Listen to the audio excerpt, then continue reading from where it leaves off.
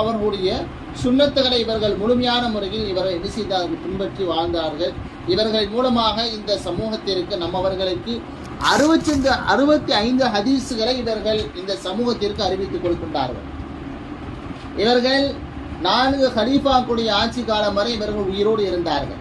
கிட்டத்தட்ட சையதுனா Abu Bakr, Umar, Usman, அலி ரலியல்லாஹு தஆலா அன்ஹு அவர்களுக்கு அடுத்தபடியாக இவருடைய சகோதரர் முஆவியா இவர் கூட பிறந்த அண்ணன்.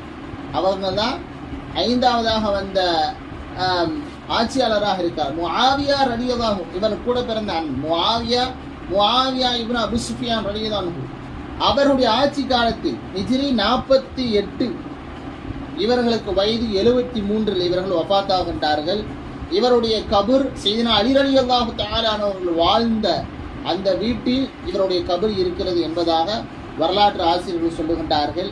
இவர்கள் இவ்வாறாக இவருடைய வாழ்க்கை நமக்கு நிறைய பாடங்கள் படிப்பினைகள் இருக்கிறது.